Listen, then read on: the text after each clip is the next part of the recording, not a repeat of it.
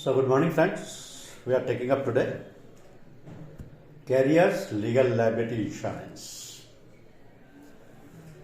See, this is one policy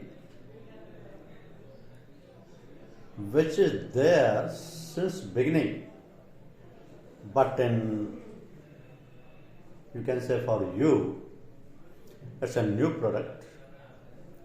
Maybe you have come to know about this product before last 2-3 years only.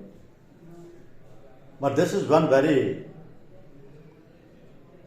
volume catching policy, you can say. You can get the volume of business through this policy because this relates to the carrier firms, logistic firms and the transport firms. So what this policy is and how this is behaving, how the policy coverage will be given to the transporters, this is important to understand. Let's say the coverage of this policy.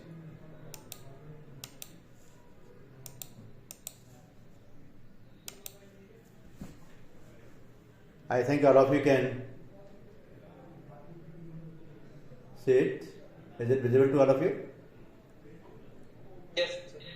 Okay. So first of all, the concept has to be clear in your mind, because suppose me or you or anybody else is sending anything from one place to another place, we have to look for the modes of sending the items or goods or commodities. So if we are preferring to send it by waterways, there has to be port-to-port facility. Then only the ship or the steamer or the boat or any kind of hull will carry the goods. Hull means water-based machinery. So port-to-port, this is convenient. Otherwise, this system cannot be adopted. Another method is airways. So wherever the airports are there, by cargo carrier or by helicopters or by any air device, maybe even by drones, items or goods or commodities can be sent. If it is sent by drones, even the port is not required. Third most popular method is railways. Railway means by goods train or any other specific trains, because some items are in liquid form. So for that purpose, tanker trains are there, or any specific train could be there which is meant for carrying the goods or luggage or liquids or any specific item. But the most common method is roadways. Now roadways includes GCCV, means goods carrying commercial vehicles. These goods carrying commercial vehicles could be in the form of light commercial vehicle, medium commercial vehicle, heavy commercial vehicles, and again they could be different as far as the body of the vehicle is concerned. Say for example, tanker, refrigerated vehicle, open body, closed body. In all these forms you would find the goods carrying commercial vehicles on the places. So all these four methods are applicable. But our carrier's legal liability insurance policy is meant for roadways only, not for waterways, neither for airways nor for railways.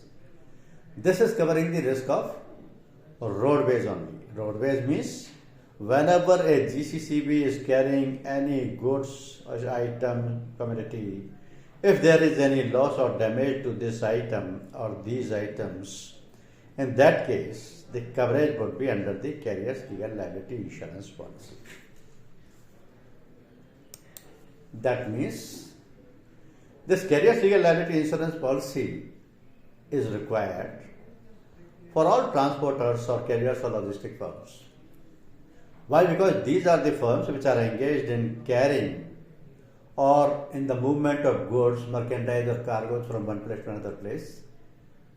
And during this period, there could be risk of being damaged during the transportation. So if that goods is damaged in the transportation or in transit, it means the owner of goods can claim the compensation from the transporter. He is the person who has paid the freight for carrying the goods. So he is entitled for the compensation also if in case the goods is not safely delivered. There could be one more option, that the owner of goods has taken an insurance policy before sending his goods or commodities. If that is the case, he has taken the insurance policy, maybe his cargo or goods or bulk commodities are insured under a policy that is called marine transit policy. Still, if the goods is damaged during the transit,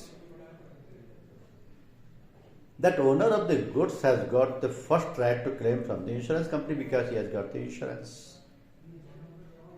Or from anyone, even from the transporter he can claim, but either of them. If it is claiming from the transporter has to pay, otherwise if he is claiming from the insurance company has to pay. Here the question is, once the insurance company has paid the compensation for the sale, for the damage or loss of the goods, insurance company will ask for a subrogation letter from the insured. And this subrogation letter is the letter whereby that owner of the goods had to transfer all his legal rights and remedies to the insurance company. So on that behalf of the subrogation letter, insurance company has got a right to recover the loss of damages from the transporter firm. Because ultimately the transporter firm is responsible to cause the loss of damages. Maybe the loss is caused by an accident, by a fire, by a theft, by overturning of the vehicle.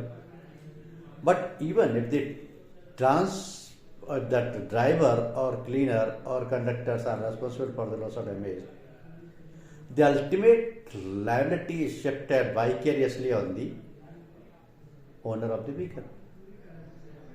That is transport firm.